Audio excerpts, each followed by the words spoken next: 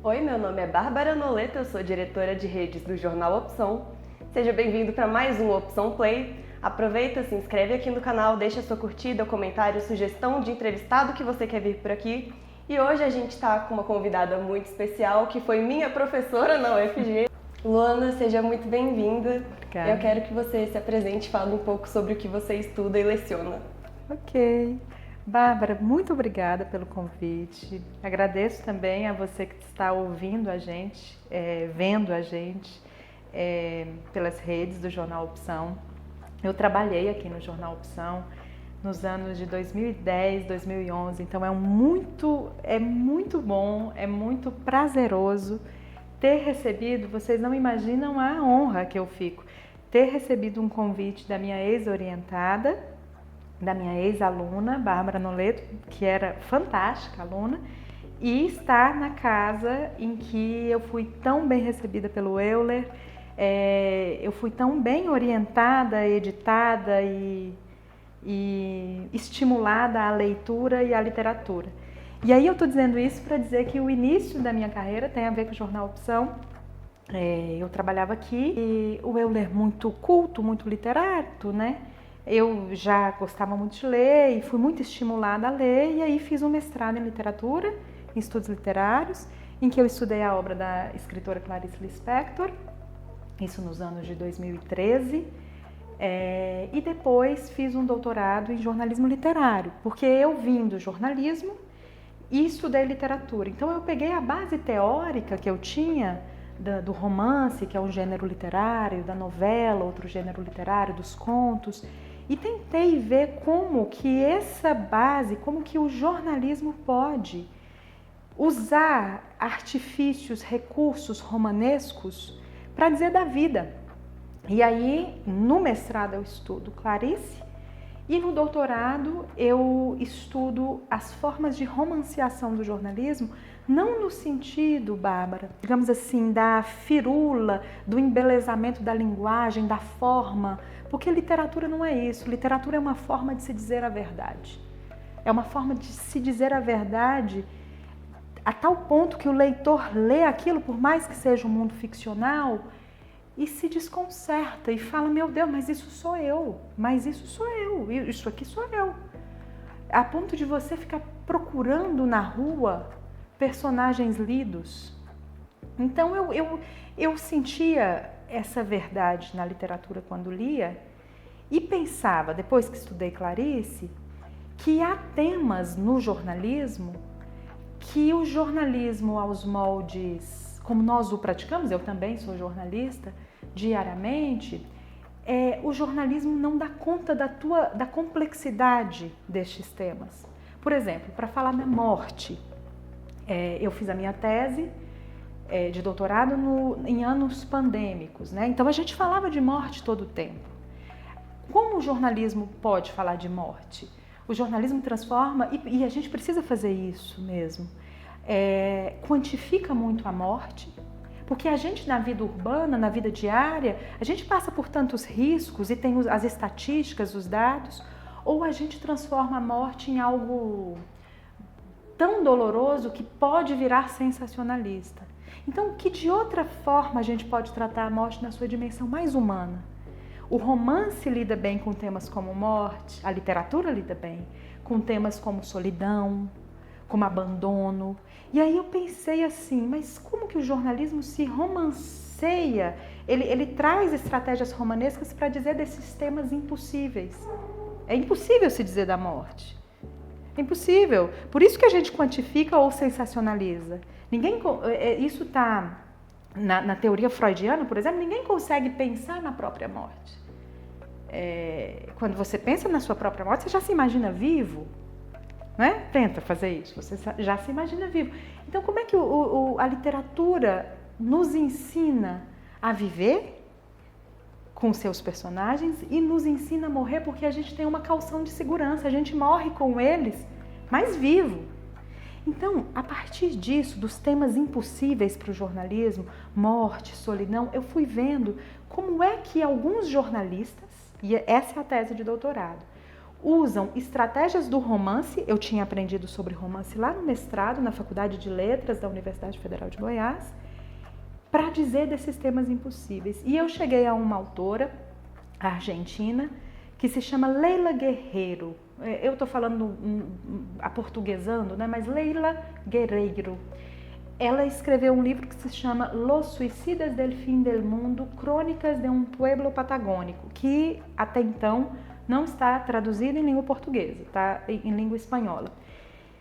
E ela vai a uma cidadezinha que se chama Las Heras, no interior da Argentina, interior minúsculo, uma cidadezinha produtora de lã, e que depois se descobre nessa cidade um poço de petróleo e ela vira uma cidade dormitório de forasteiros que vão lá, extraem o petróleo e chegam e povoam uma cidade que antes era enredada no seu próprio povo, assim. E aí ela vai a Las Heras porque estava tendo uma onda de pessoas que se autoflagelavam, né, atentavam contra a própria vida, e ela vai tentar entender o que estava acontecendo. E aí ela não faz uma reportagem sobre a morte, ela faz uma reportagem sobre a vida, sobre como a vida em Las Heras, que é essa cidade, era, sobre como aqueles jovens se sentiam. E aí parece um romance, parece uma novela, que é um pequeno romance. E aí depois eu fui e estudei a Daniela Arbex, e aí eu já falo como indicações a vocês, que escreveu um livro, ela é brasileira, se chama Todo Dia a Mesma Noite, a história não contada da Boate Kiss. Como é que se entrevista a mãe da pessoa? Você é jornalista? Você não precisa ser jornalista, mas imagina então que você é gente como eu sei que você é, né? Como é que você conversa com a mãe de alguém que foi para a boate e não voltou? O jornalismo faz isso como? Muitas vezes explorando a própria dor, mas como é que faz isso sem explorar a dor? É dignificando a vida da pessoa. E aí tem a jornada do herói, todos nós somos heróis e heroínas nas nossas próprias vidas. Aí a Daniela Arbex, de uma forma, mais do que nos outros livros, porque dos outros livros ela usa muitos recursos investigativos, de jornalismo investigativo. Aqui ela usa muitos recursos do literário mesmo. Ela investiga muito bem, não existe jornalismo literário sem você foi minha aluna e sabe disso, sem uma investigação aprofundada. Ela investiga muito bem e ela usa estratégias do romance depois da investigação para trazer à tona essas jornadas de heróis e heroínas que foram na boate. E aí eu fui entendendo como é que o jornalismo pode usar do romance para ficar mais interessante, e essa é a tese não só mais interessante, mas mais humano. E essa foi a tese de doutorado. Então é mais no sentido de resgatar a memória e contar a vida daquela pessoa e não a morte daquela pessoa, isso. Você quer dizer? Exato. A morte como um fim que é um coroamento de uma vida que foi inteira. Entendeu? Como é para todos nós, né? É isso. E quando a gente fala de literatura, especialmente o tema do seu mestrado, Clarice, a primeira coisa que vem na minha cabeça são os momentos de epifania, especialmente porque a gente está nesse momento de virada de ano e eu acho que todo mundo se sente vivendo Clarice Lispector, fazendo grandes decisões e mudanças de vida e listas e... A partir do nada você... A partir do nada você tem 1000 ideias e planos sobre o que você vai fazer no próximo ano, que pode continuar numa lista para 2026 ou que pode ser realidade agora, né? E eu acho que as pessoas às vezes faltam com esse senso de se ver no que elas leem ou até por ler pouco, conseguem se identificar pouco quando leem, mas que todas essas reflexões são muito do nosso dia a dia, né? É uma falácia que a literatura seja uma coisa que deva estar aqui e a gente aqui. Muita gente, eu dou aula de literatura, eu já dei aula de literatura para universidade, eu já dei aula de literatura numa época que eu estava precisando de emprego. O que eu fiz? Eu distribuí cartão, na época a gente distribuía cartão, hoje não mais, para vestibulandos. Então eu dei aula particular de literatura, tive uma turminha de 17 pessoas, né, separadamente, para adolescentes. Dei aula de literatura em contextos assim, alunos que precisavam tirar 9,8, e não é um exagero, não é uma hipérbole, para passar. E aí a mãe me contratava para dar aula de literatura. E aí o que eu vejo, eu só não dei aula de literatura para criança, mas adolescentes e adultos sim. O que eu vejo, Bárbara, é que é uma falácia que a literatura esteja aqui e a gente esteja aqui. E que muita gente fala assim, não, mas eu não gosto de ler, porque leu um livro e não gostou. Mas veja bem, você vê um filme, eu por exemplo, não gosto de ação. Você vê um filme de ação e você não gosta. Mas eu não vou dizer, porque não gostei daquele filme, que eu não gosto de filmes. Eu não gosto daquele filme, aquele filme não faz o meu gosto estético, mas vou dar chance para outro. Então, eu via com muitos alunos que, às vezes, porque a escola obriga que se lê José de Alencar lá no primeiro ano, e aí o aluno está lá com 14, 15 anos, vivendo outras coisas, e de repente vai ler Senhora, que é um livro ótimo, a Aurélia é ótima. Eu acho que, eu esqueci o nome, Seixas, o personagem, é o Fernando Seixas, posso estar enganada. É ótimo, mas não é a fase do garoto ler. E aí ele lê aquilo e fala assim, não gosto. Mas calma, às vezes você gosta de outra coisa. O que é a literatura? É um destino, é tão bom um destino alheio. A gente olha para o outro, né? O povo diz, né? A grama do outro é mais verde. A gente olha para o outro e a gente fala assim, nossa, tem aquele poema do Álvaro de Campos, um dos heterônimos do Fernando Pessoa, que ele tá ao volante do Chevrolet pela estrada de Sintra, sozinho guio. E aí ele tá andando na estrada, e logo eu vou completar o que eu tô dizendo, só porque o poema é importante agora. E aí de repente ele olha pro lado, imagina uma estrada deserta, ao luar e ao sonho, uma estrada enegrecida, escura, e ele sozinho ao volante do carro, e ele olha para um casebre do lado, o casebre está com a luz ligada, e tem uma rapariga, que em Portugal é moça, que olha para ele, e ele fala assim, nossa, ela deve aquela vida, ele no volante, ao volante, que deve ser feliz só porque não é a minha. E ele pensa, mas a rapariga deve olhar para mim e pensar assim, nossa, ele que é um príncipe só porque não sou eu. A vida do outro, porque não é a nossa, ela é muito boa porque ela nos ensina, porque a gente tem alguma calção de segurança para olhar, ela é mais fácil. Todo mundo tem problema, né? Então a literatura é um barato porque de repente você está vivendo o problema de outro e que às vezes coincide com o seu, como você disse. E você aprende com o outro, entendeu? Então assim, eu duvido muito que exista alguém que fale assim, é só ver as crianças. Eu não dei aula para crianças, mas eu tenho a Júlia, que é a minha afilhada. É muito difícil você contar uma história para uma criança se a história for boa e ela não se ligar. Então assim, é porque é isso, é muito humano, né? Então eu amo falar de literatura porque eu acho que é falar um pouco de cada um. Tem um texto do Deleuze que ele fala assim, chama Literatura e a Vida. É o primeiro capítulo de um livro que se chama Crítica e Clínica, que ele fala assim, a literatura como devir. O que é o devir? É você vem a ser, um vir a ser. Você vem a ser o outro sem sê-lo, sem efetivamente sê-lo. Então a literatura fala uma linguagem que é individual, porque você coloca o seu destino naquele personagem, mas que é geral, porque todos nós temos o mesmo destino, que é o destino de viver, apesar de, né? Apesar da dor. De certa forma você diz isso como se fosse a partir da empatia e da identificação, né? Uhum, com certeza. Essas são as chaves para isso, a partir do outro se ver ali. Com certeza. Tanto é assim, muita gente fala pra mim, eu não gosto da literatura de Clarice. Não, mas você vai gostar de outra literatura, porque talvez não gerou empatia e identificação. E aí, quando você... Isso para o início. Mas aí, quando você vai ficando um leitor mais maduro, você pode ler livros, inclusive, que você odeia, mas que tem algum motivo, porque nem sempre a gente gosta das coisas, mas que tem algum motivo que te leva ao fim. Ainda que pelo desconforto.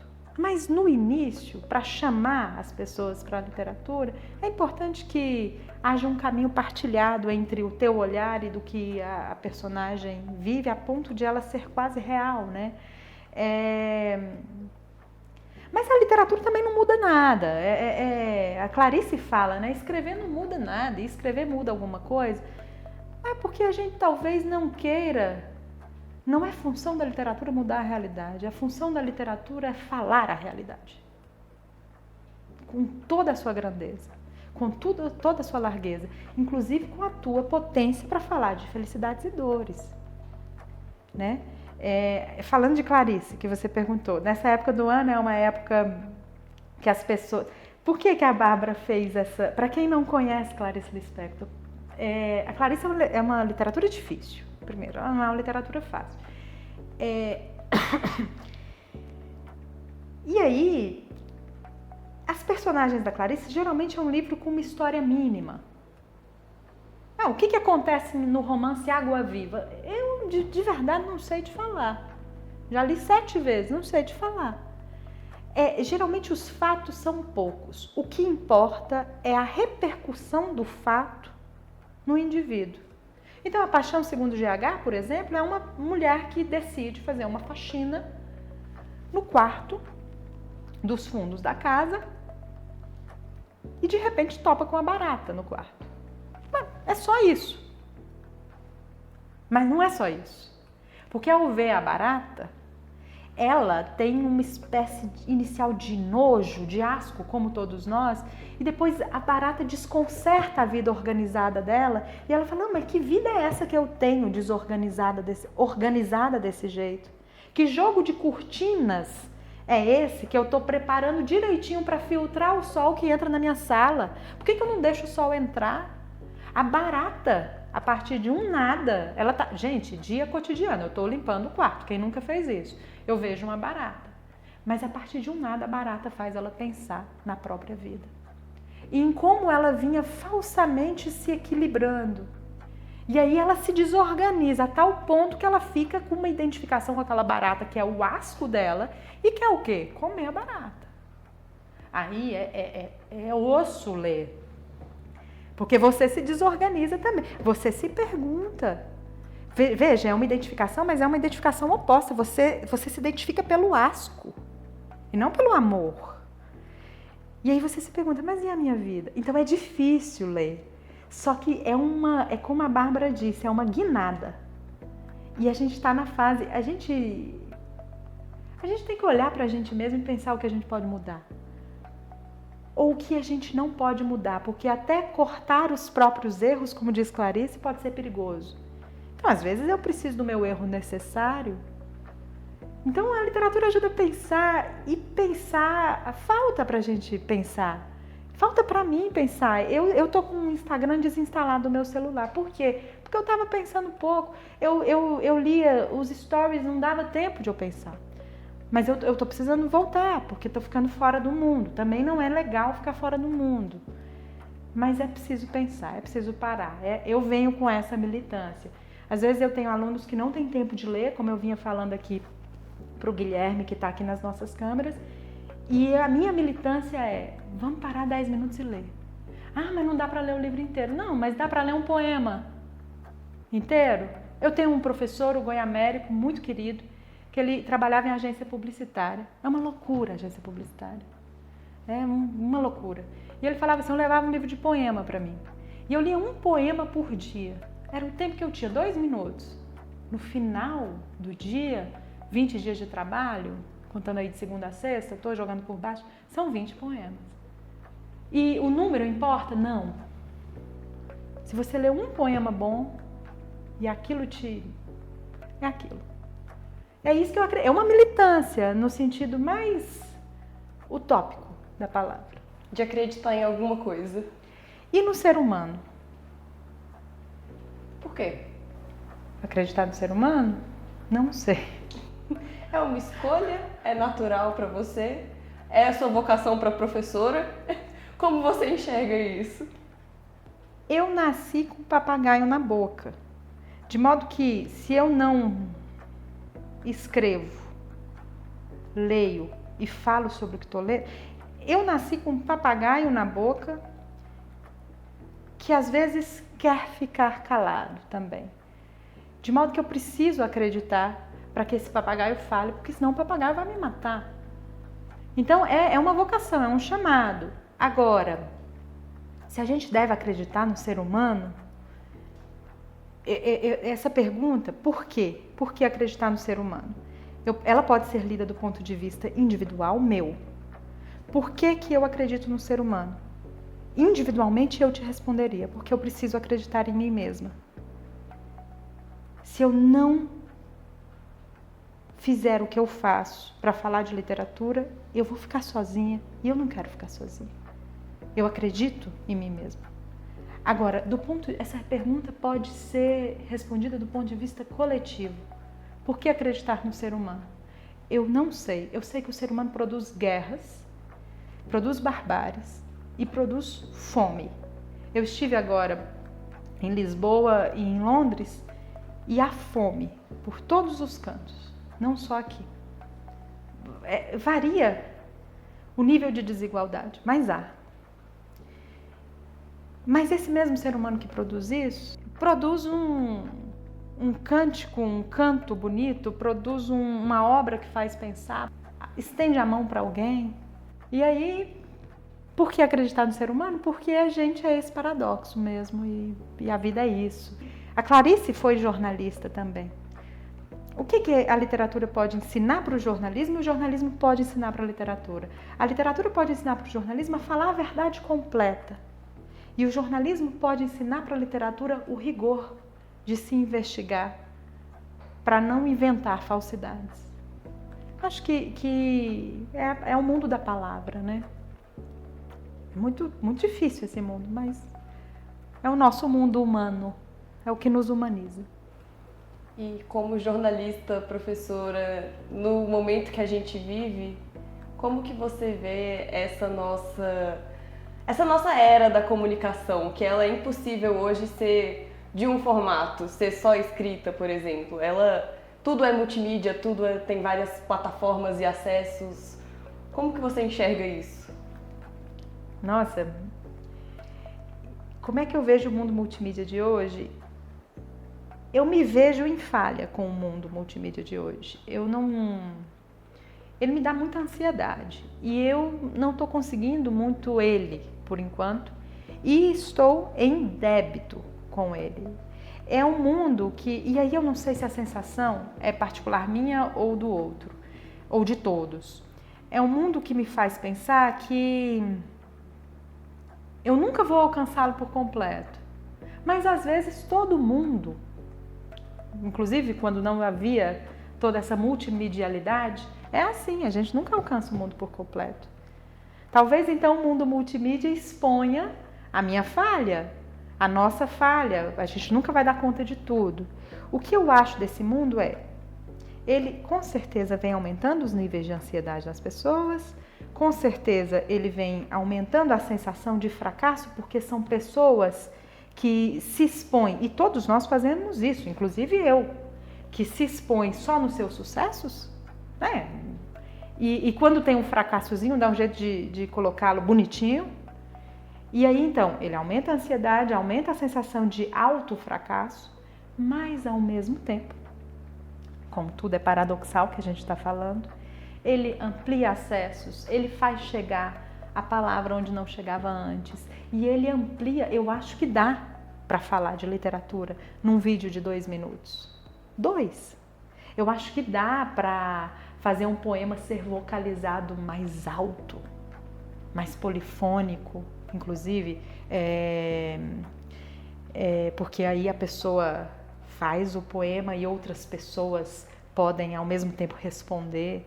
Eu acho que é bom, mas eu não sei o que fazer com o tamanho do mundo. Mas eu acho que isso ninguém sabe.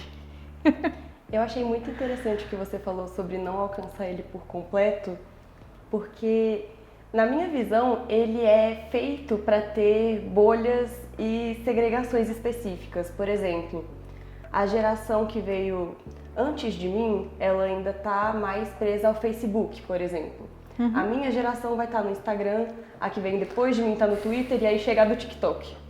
Então tá tudo bem espalhado mesmo, mas ao mesmo tempo a gente vê que não precisa tentar acompanhar tudo, porque é fisicamente impossível hoje qualquer pessoa consumir todo o conteúdo que está disponível ali naquele espaço digital. Bárbara, e você falando me vem um outro paradoxo, porque ao mesmo tempo que é um mundo impossível de se conseguir tudo, e isso gera ansiedade, gera sensação de fracasso, que é o que eu falei, mas gera também uma possibilidade maior de expansão da voz.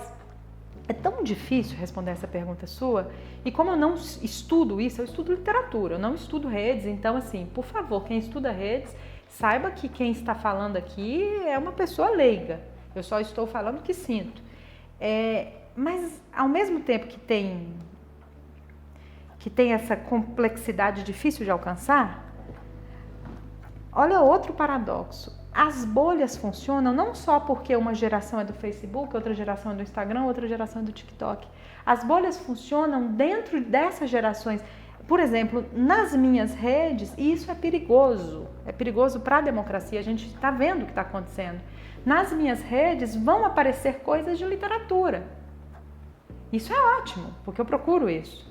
Mas na rede de outras pessoas que não pesquisam sobre literatura, não vão aparecer. E aí isso é perigoso, porque aí eu não estou dizendo das redes, eu estou dizendo da economia, da empresa, das plataformas, do meio capitalista que gera as redes. Do algoritmo, ele segrega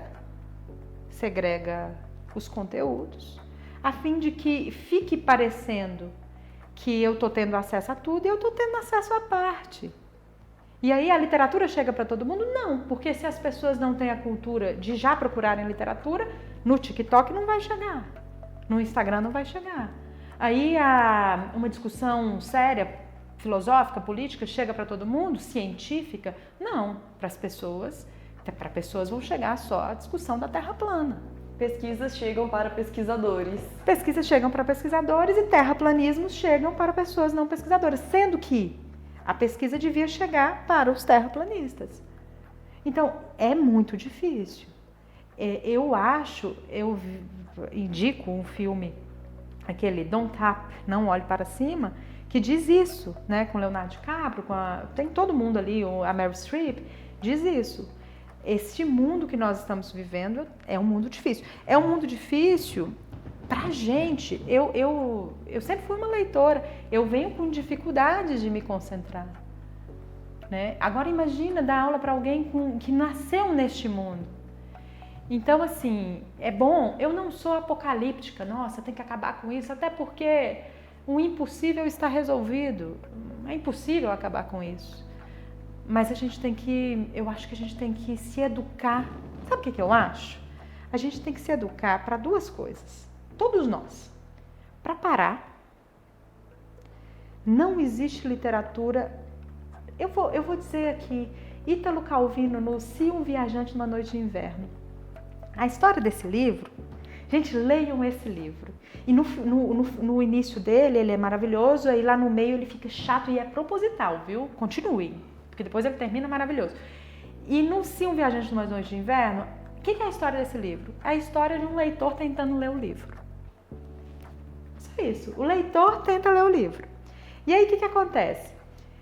Um monte de... Não pode xingar, né? Um monte de coisas horríveis. O que acontece no Se um Viajante numa Noite de Inverno? O leitor vai tentar ler o livro e aí ele é interrompido.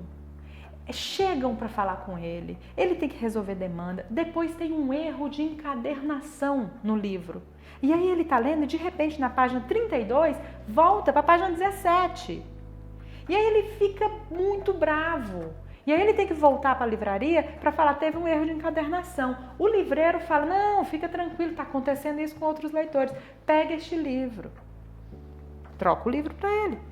Aí ele chega em casa, agora eu vou ler o Se um Viajante numa Noite de Inverno do Ítalo Calvino. Aí ele vai ler, era outro livro. E aí o leitor vai acompanhando, o leitor carne e osso, vai acompanhando o leitor personagem do livro, é uma loucura, lendo o livro. E toda vez a história é interrompida. A gente lê as histórias que ele está lendo. Quando, na página 32, o livro é interrompido por um erro de encadernação, estava muito bom e aconteceu uma coisa com um viajante que estava com uma mala que a gente queria ver o que era. E aí interrompe. Então a nossa leitura é interrompida junto com a leitura do personagem. Aí ele vai lá no livreiro, a gente acompanha ele no livreiro. E a gente fala assim, vou ler esse capítulo aqui rapidinho enquanto ele vai no livreiro, porque eu quero saber o que aconteceu com o homem da mala, que é a história que ele estava lendo. Tá acompanhando, Bárbara? Aí quando ele chega no livreiro, é outro livro, aí começa outra história boa. Aí o autor se mata. Aí ele vai, nossa, não acredito, eu vou ter que ir de novo. Ele tenta ler não sei quantas histórias diferentes. E ele não consegue ler nenhuma. O que o Ítalo Calvino está dizendo? Este é o nosso mundo. O nosso mundo em que a gente tenta se concentrar em 1000 coisas distintas e não termina uma. E quando termina é uma sensação de vitória, de glória. Terminei um livro. Então, o que eu estou dizendo? Eu acho que há 2 movimentos. O mundo pode continuar como está. Não devia continuar como está. Mas o mundo existe. Mas a gente não é cordeirinho do mundo. A gente pode fazer 2 movimentos. Parar para pensar, porque o Ítalo Calvino nos ensina isso. Não se lê sem parar. O início do livro é o leitor tentando arrumar o lugar de pôr os pés. Porque não se lê em cima do cavalo. Não se tem notícia do mundo antigo de alguém lendo em cima do cavalo. O objeto livro não é mais livro de rolo. A gente já teve livro de rolo. O Roger Chartier, na história do escrito, mostra, né? Quando o livro era de rolo, a gente precisava ler em pé. Porque imagina você fazer assim, um rolão. Mas já foi inventada a tecnologia da gente se deitar. Então é preciso achar um lugar para o corpo para parar e ler.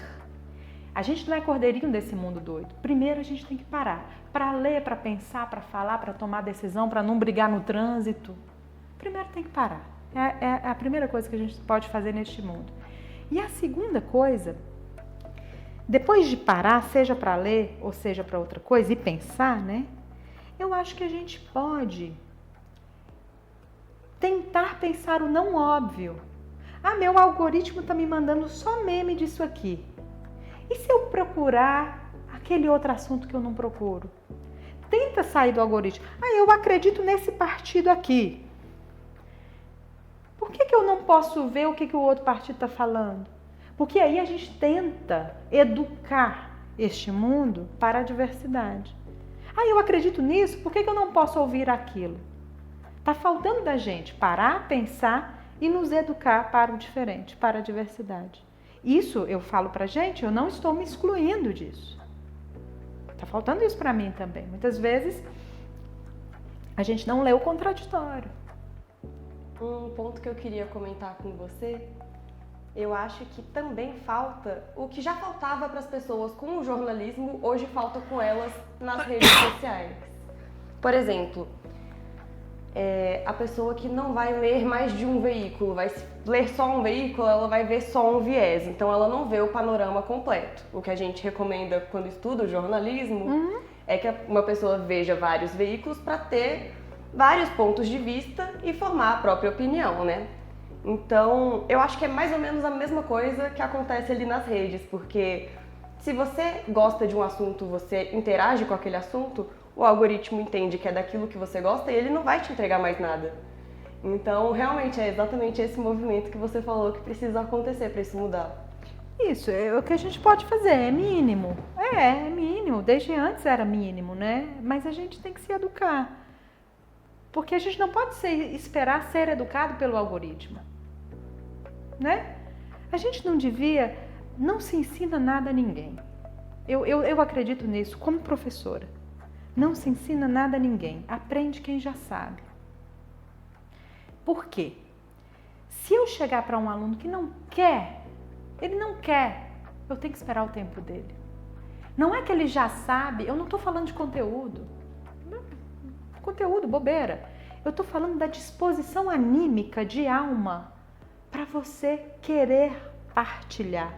O ensino e a aprendizagem são um todo, são um amálgama. Então, por isso que não se ensina nada a ninguém. Não tem alguém aqui passivo e alguém aqui ativo e eu vou colocar alguma coisa nessa pessoa passiva. Aprende quem já sabe. As duas pessoas querem aprender. E as duas pessoas aprendem. Então, eu não devo deixar minha educação antes das redes, eu não deveria deixar a cargo de outrem, do professor. Eu devia partilhar com ele. É a mesma coisa. O que dirá com um algoritmo que é uma empresa que quer ganhar dinheiro? Eu vou deixar minha educação para isso? Né? Vamos dar um nó nesse algoritmo. Vamos colocar lá no Spotify, sei lá, Clara Schumann e Pablo Vittar, por favor. Né? Sem nenhum demérito ou mérito a ninguém, mas a gente tem que dar um nó na vida, no algoritmo. A gente tem que ser criativo. Né? Eu acho que essa é a mais criativa. E isso é difícil para todo mundo. E a gente está bem cansado também. Mas é início de ano, então que seja um ano da coragem e da criatividade. Agora, para aproveitar o seu momento, sua visita, eu vou encerrar nossa entrevista pedindo para você deixar um recado para os seus ex-alunos como eu, que estão nesse momento te revendo, super felizes. Olha, gente, eu estou com muitas saudades da Bárbara e hoje eu matei um pouquinho e eu estou com muitas saudades de vocês, porque eu estou fora de sala de aula, que é meu lugar, mas logo vou voltar. Estou esperando concursos aí. E eu tô com muita saudade de vocês porque era a forma em que no mundo eu partilhava e vocês não sabem o quanto se aprende, ou vocês imaginam, quando a gente está lado a lado. Eu aprendo muito com vocês também, tô com muitas saudades. É isso. Muito obrigada. Obrigada a você. Obrigada, gente.